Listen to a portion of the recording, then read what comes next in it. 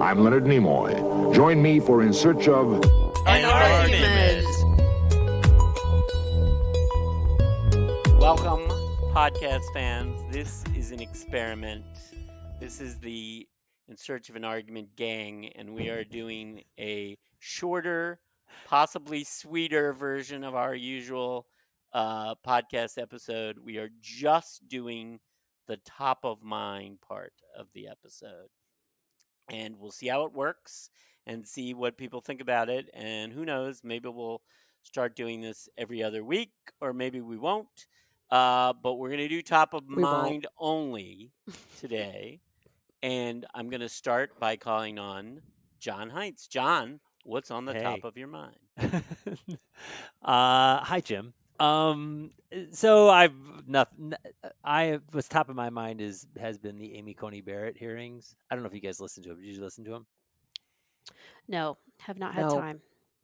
Only seen highlights. I had them on in the background while I was home, and for significant portions of the time. And I mean, I generally my takeaway is just that it's depressing. I mean, the conversation is how she's. I know she's been supported by everybody at Notre Dame. I know she's well qualified. I know she meets all the ticks all the boxes.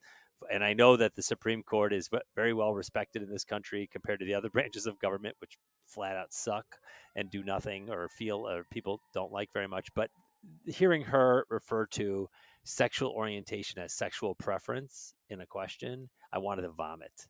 And all I thought to myself is, this is a person who is going to be deciding hopefully she won't overturn my marriage, or won't be part of a panel of judges who overturn my marriage, but or send it back to Illinois. So I'm married in Illinois, but not in other states, like 40 feet away when I go to Indiana to see my brother. But it more just was like, how can you be so out of touch in 2020? To not know that. I mean, it's clear she just lives in a bubble where she doesn't know anyone probably other than Pete Buttigieg. He was the mayor of her town, right? No, yeah, South Bend. Yes. Yeah. So it's just depressing to me. That's what's top of mind for me, is that those hearings were painful. I mean, add to that the fact that they were insanely boring because her entire agenda was to say nothing. So I'm sorry I can't answer that question. Jim? So yes. I have Go ahead. My hand is up. Yes, so is Jim's. I'm sorry. I put my hand up, but I decided not to talk. But Shelley, go ahead. So can you go back about 12 sentences ago, John, and explain the point that you were up in arms? I missed it. About what she said. She had one question on. She's pretty much from what I can tell, she's a social conservative. Probably economically, she's somewhere in the middle of the pack of conservative, but socially, she's way conservative, Catholic. The one thing I heard was that the Christian group that she was a member of in South Bend referred to women as handmaids. And they had it on their website and took it off at some point. I've read that in at least 2 political articles. But the thing that the piece of social conservatism that really got me up in arms was LGBT issues, which is near and dear to my heart, obviously, since I only got married because the Supreme Court made gay marriage legal in this country.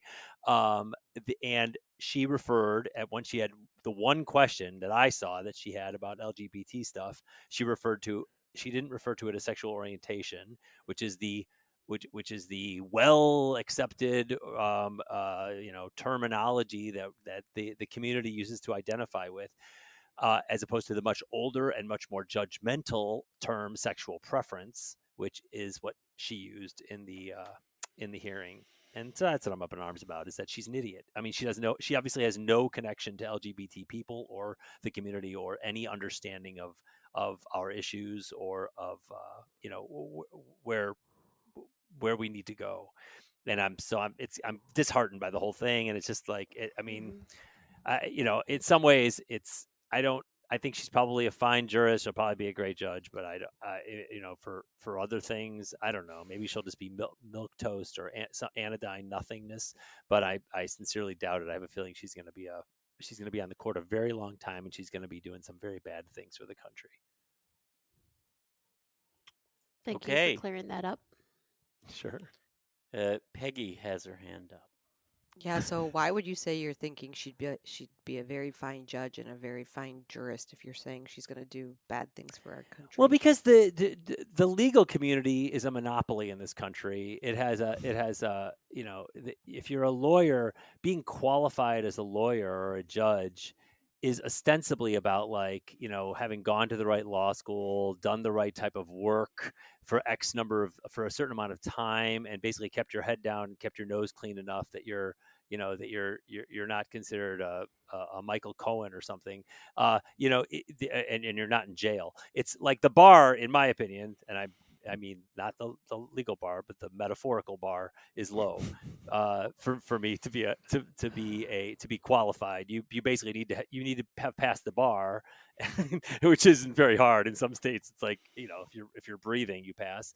And but more importantly, for me, it's about I don't so I think that if in the eyes of what we consider legal expertise, I'm sure she'll be fine. She's probably she knows cases, and she could refer to Supreme Court precedent when she needs to. I get it. She can name cases that she cares about, but I don't really necessarily think she's I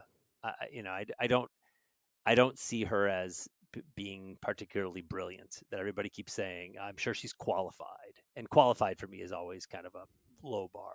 Yeah, Peg. She's lame, John. She's not. She's lame, and I'm completely offended with the ACB as a nod to RBG. No.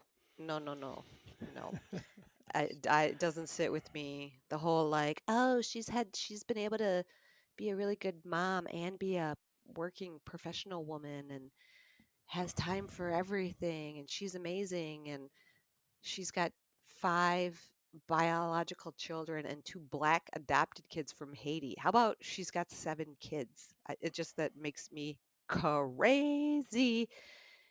Everything about her makes me nuts, and there's no way she's not going to turn back the clock for this country. But that's not what's on top of my mind. Shelley, you Okay, have your hand up. So I want to remind you that the Supreme Court's a group effort, not a single individual effort. But I also feel like she has some justification in not sharing all of her opinions. And I know nothing, so I'm just saying this on basing not knowing anything. But if she reveals her cards too much, or any Supreme Court justice candidate reveals their cards too much, they're going to be crucified by either side of the aisle, because it's not going to align with one side, or it's not going to align with the other. So I feel like her not divulging some things is kind of what they all do when they go through this process. They share a little bit, but they can't go down. And I'm not justifying her saying the sexual preference thing. That's not what I mean by that. I just mean like some of the issues. Peggy and then John. Well, I was just going to say that yes, of course, it's a joint thing, but the more conservative the Supreme Court gets, the less what's the word I'm looking for? Fair it is, equal, whatever. So, and of course, she's not going to spill her super duper duper conservative ways, because she will then not appeal to the more moderate conservatives. So she doesn't want to lose the vote. She wants to get on the Supreme Court. I mean, and I get what you're saying. They all do. I don't know why they do. I wouldn't personally. Obama said it's monastic, and I agree. It sounds boring as hell. But I definitely think. John, you didn't put your hand up. My hand had been up. You said I was next. Oh, okay. But you didn't wait till you were called on. Oh my God! Do we need to do that? Yeah, totally my hand's up now. John. Do I get to skip John? Yes. I agree with John. You told him he was. I also want to point out that the purpose of this episode was to do a short version, top of mind only. And we're almost at the 10-minute mark here, but that's all right. It's fine. It's fine. I mean, Shelley, I don't disagree that I don't think that they need to reveal anything. Although I do think that the confirmation hearing is a complete waste of time. And if it has any meaning whatsoever, they probably should have to say something. I don't really Yeah. care though. Otherwise, who cares? I mean, maybe the Democrats were idiots for getting rid of the filibuster for this process, because then that way they could have actually maybe, at least had some kind of say or some kind of threat of some kind of power, because this is a joke. The hearings are meaningless. I'm criticizing her based on her record or based on what I know about her as a person from what I've read. I glanced at one of her law review articles, and I looked at one article she wrote as a professor in a law review, and I looked at one of her, I've just read a bunch of of pieces in the news generally about her, what she's written about and what position she's taken. It's crystal clear where she's coming from. This isn't. There's not. There are going to be no surprises here. Peg. I agree that the hearings are meaningless. I mean, if you think about Kavanaugh and people just in the court of law accused him of assaulting them, and yet he's still appointed. I mean, the hearings are Yeah. absolutely useless. Yep. Yeah. And the Yeah. hearing shouldn't even be happening, and that is the issue really more than her. I don't care if it's my favorite candidate ever in the world. I would not be supporting having the hearings right now. Yep. I'm with you. Okay, Shelley, Who's next? what's on the top of your mind? So what's on top of my mind? I have two things, believe it, on the top of my mind. I have a It's a 5:30. very capacious mind you have, Shelley. It is. Now I have three because I have to look up capacious.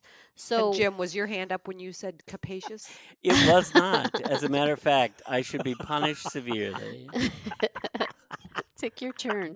Peggy, you're so good at calling people out. This is not going to work. Neither was your hand up when you called me out either, so this is just degenerating. But let's try to get back to, as they say in Congress, regular order. Go ahead, Shelley. Regular order. So the first thing on the top of my mind, and has been on the top of my mind for like a week and a half, is I think I have it worked out for some employees that I was going to have to transition out of their job. So if fingers crossed, we might Cool. be able to keep them and put them in different spots. Congratulations. Heavy negotiating. And so that was number one. Number two is I have a fantastic happy hour with some work friends scheduled via Zoom at 5:30 today. So I'm very excited to have that, and I've already started on my happy hour, so I'll be well into it by the time that call starts. And so I just want to say that we now have, I believe, the first time we have a top of mind update, because you did that as Yes. your top of mind on the last episode. And Mhm. now you're updating it Oh with my a God. new top of mind I'm gonna that shoot relates myself. to the previous one. Oh my God. Yeah. Oh my God. Stream of Okay. topics. Serenity Peggy has a now. hand question. up. Serenity now has her hand up. Yeah, Shelley, that's why I called you earlier, because I wanted to know why you did you have a date or a plan or something? So now we know that you have a happy hour. And secondly, what are you consuming as your happy hour beverage? So those are excellent questions, comments. I am consuming a Robert Mondavi Cabernet Sauvignon that is bourbon barrel aged. Oh, your Wow, favorite. fancy. Yes. Our own it's version of Jeffrey Tubin has his hand up. Is that me? Yes. Yes. Ah, that's so sweet, Jim. Thanks. I'll take that as a compliment, even though it's not. People are like starting to do things again. I'm finding. I talked to an 84-year-old friend day before yesterday, and she's like, well, have you been to a restaurant yet? Because I know some great places we can go to where we can get a seat. And I'm thinking, hell, if she's willing to go out, not even flinching, I'm going to stop being such a prudish jerk, because apparently I'm downplaying it. Although I don't know, from what I heard, the numbers here in Illinois are really bad, and apparently Indiana is right on the verge of being banned from coming to Illinois. So I don't know. I'm not sure which way to go. Shelley and then Peggy. So Indiana, yes, just became on the quarantine list. And points of clarification, my happy hour is via Zoom. Oh, right. So one right. is because one of Right, my happy hour right. partners is in Manhattan and the other is in Florida. Lovely. Yes. Peggy. So yes, I knew yours was on Zoom. John, I don't think you should be relinquishing your reins on your solitude just yet, as the Yep. numbers are rising. shouldn't As you pointed unclench. out, we are having some serious issues in Michigan. I think we had don't quote me on these numbers, but something like 48 cases per week a couple weeks ago, and now we're having But 198 you are cases saying a them week. over essentially the public air. So in fact, you are quoted on these numbers. Well, But don't make me swear on the Bible to them or swear to anything. So we're actually gonna start being a little bit more strict again. Good. But your Would state's you not in the quarantine list, right? Whoops. go Raise ahead? my hand. Sorry, go I ahead, don't think Shelley. so. Well, we are like to go to Connecticut right now. You have to have a negative in the last 3-day test proof if you were to get pulled over because you have Michigan plates or something like that. Okay, So that was arbitrary, but okay. Peggy, would you swear or affirm if given the option? On what I just said? No. Do you know the difference between swearing and affirming? Well, I think affirming is less detrimental, like less No, it's serious. just you're not swearing means you're taking an oath before God. Affirming means you're doing the same thing without. That's not what it invoking means God. colloquially. But that's what it means legally. Oh, legally, yeah. Sorry. Yeah. Peggy. All right. Who's next? Okay, apparently we've lost. Peggy won't answer my question, but Oh, I maybe guess she I will. would affirm. I guess I'd Okay. affirm. Sorry. But Peg, why don't you also tell us what is on the top of your very capacious mind? Well, like John, I've had a lot of thoughts in the last 17 minutes. So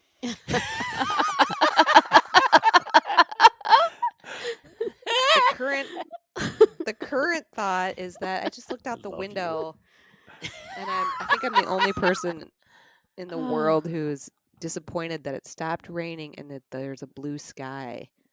Why? Because I was all excited about just making some popcorn and going in my basement and watching a movie and not doing anything for the rest of the night. And now it's nice out. Like I could go take a walk or do some yard work or something.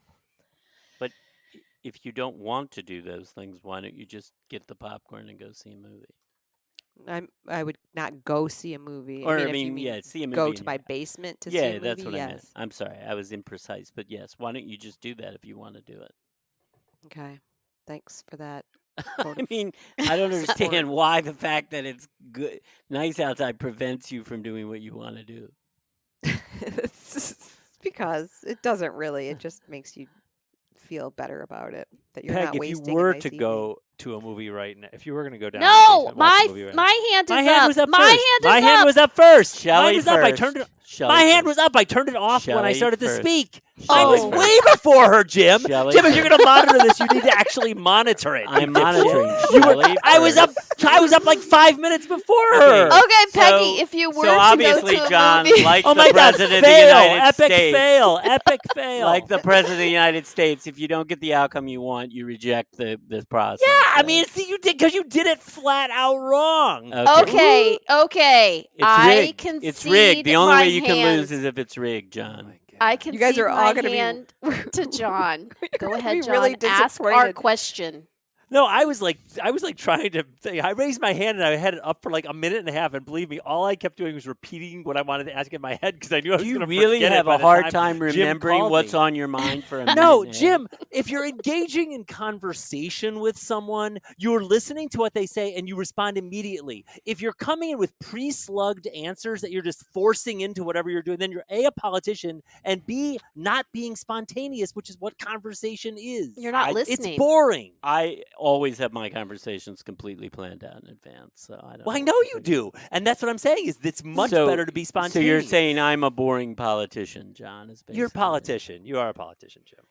You Okay, are. John, what's your It's not a question to criticism. Peggy John, Sue? what is your comment? And then Shelley. No. And My, then- my question was what movie was what was her process Is for that watching a movie? also But I don't your really question, care. Shelley? By the way. My question was, if it was rainy and ugly out, what movie would you choose to watch? We're basically Seems like identical. it's saying the same question. Asking So the same Peg, question. why don't you give them Oh. 2 different answers, just in I keeping of don't- the spirit of the day here? I don't really know. I hate to say that after all that. I don't. No, I mean, do you just turn on Netflix and just Yeah. like click on the next movie, or do No, you? no, I would scroll through to see if do you anything looked Google interesting. like best Netflix movies of all time, New York Times?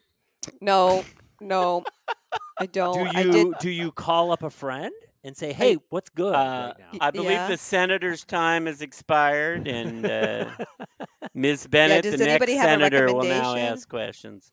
Have you seen Roma? Yes, I have. Yeah, that's the last thing I saw on Wasp Netflix. Network? I I liked. told you should watch Wasp Network. Oh yeah, that's what we got to see. Yeah. Wait, is that on Netflix? Yes, it is. Wasp? Network. Is it a It's movie? really good. It's really good. Okay. It's a movie, right, Jim? Yes, it is a movie. Yeah. It's very good. Okay. All right, Peggy. I'm sorry you have to go out and suffer in the beautiful day. That's all right. It is kind of cold out, actually. It's like 50 or 46 or something. Have you forgotten that Peg said that she loves this time of year because it gets dark early, and that I she know. can put That's on why her I hate that the pajamas sun's out. at like 5 o'clock in the afternoon, and then just that's like her favorite thing. Am I I not do not. correctly Ugh. stating what you said, Peg? Like a No, you got it right. I love it. yeah. You like it when it gets dark early? Yes, I Do you love guys it. talk about not listening to each other? Peg said this on the podcast just Well, recently. I listened. I didn't memorize it. Wow. But you didn't And remember so, it, do you huh? like getting up when it's dark? Not too? really, but but I love how I feel when I keep hitting snooze. Ew. Wow. So cozy, We are so different, but we are Yet the same. you but we love are each the other, same. and but that's we love each other important. deeply. It's like Rizzoli and Isles. They're very different, but they're best friends. Cagney and Lacey. I was also thinking on the top of my mind that I was really glad I got my hair cut because it looked really good today. Your haircut is Woohoo. adorable. Cagney and We'll put a Lacey photo of you on the site. and Rizzoli and Yes. Isles are 2 TV series that I have seen every episode of. Anyway, Wait, why are you throwing that random fact in there when we're talking because about you my said top when of I said mind? Rizzoli and Isles, somebody said Cagney and Lacey. So it's just, Oh, all right. love You're up that. I then. love You're that show. next. All right. So I've been thinking a lot about elections. I don't know why, but there are 2 elections that I've been thinking about a lot. One is the 1976 presidential election, which I'm sure none of you have any, but you, when I say you, I mean the 3 of you who are my podcast partners, have any but the most rudimentary memories of, because you were all too young to really remember it. I remember it very well. It was the first presidential election I voted in, and it might very well have been the 2016 election. Jimmy Carter won the popular vote by almost 2 million votes. Not quite as much as Hillary Clinton, but very close to the same margin that Hillary Clinton had in 2016. Yet, if he won the state of Ohio by 10,000 votes, that's 10,000, by the way, out of 4 million votes cast, and the state of Hawaii, of all places, by 7,000 votes. If those 2 states had flipped, he would have won the popular vote by a margin similar to Hillary Clinton and lost the Electoral College, much the same as she did in 2016. Also, completely randomly, but also related to the 1976 election, which is one of the things I love to remember about, is that the anchor of NBC News in 1976 was a guy named John Chancellor, and he came up with the idea of creating an electronic map that was colored, and each time they would call a state for either the Republicans or the Democrats, it would be turned into the color based on that. And then the NBC graphics department actually created such a map. And then, of course, within 4 years, every network had such a map, which we're all used to. But little remembered is the fact that on that first map in 1976, the colors we now associate, blue with Democrats and red with Republicans, were reversed. The red states were the Democratic states in the first map of 1976, and the blue were the Republicans. I have no idea how those colors got changed around, but now, of course, it's baked into the lexicon. Everybody talks about blue states and red states, and it all goes back to that map created in 1976. The other election I've been thinking about is the 2000 presidential election, very famously where Al Gore very narrowly won the popular vote by about 500,000 votes, which is a really narrow margin when you consider that 100 million people essentially voted.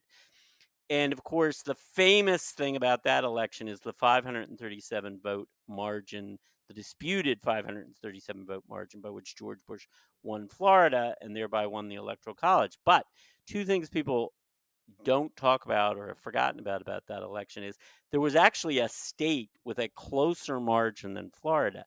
Al Gore won New Mexico by about 350 votes, less than the margin by which George Bush won Florida. And the other thing is, nobody really expected Al Gore to win Florida in that election. The real reason Al Gore didn't get elected president is because he lost a state that the Democrats have won in every other presidential election since 1992, including when Bush ran in 2004, which is Al Gore by 7,000 votes lost New Hampshire in the 2000 presidential election. If he had won New Hampshire, all the Florida hanging chads and butterfly ballot, that would all been a little interesting historical footnote, and Al Gore would have gotten elected president. In the year where Al Gore lost New Hampshire by 7,000 votes, Ralph Nader got 22,000 votes in New Hampshire that year. That's what I've been thinking about. That's what's on the top of my mind. Capacious means large, as in spacious, as in having a lot of capacity, Shelley. Shelley, you have your hand up now. Okay, I didn't want to speak till I was called upon after all of the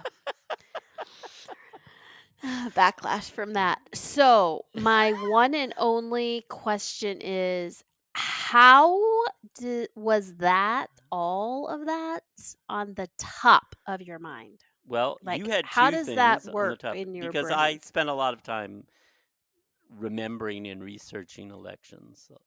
So that was research, Well, but I had this is top of remembered. mind. Okay, but I had been doing that not for the top of mind segment, but for my own edification because I was remembering previous presidential elections, and so I wanted to double check Dig the into it. actual facts. And so then Got when I it. did, that's been on the top of my mind. Those two things, both about how the Carter election could have been the 2016. It looked very much for a time that it Mhm. might be that.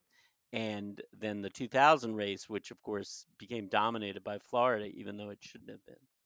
Those things ring Yeah. weigh heavily with me, which goes to show what's wrong Very with good. me. Very interesting. So, Shelley, you were questioning whether I was being honest about what's on the top of my mind. as I take it. Well, yeah. So I just feel like top of mind is very like, whoo, I just took a good poo. That's a good top of mind But thing.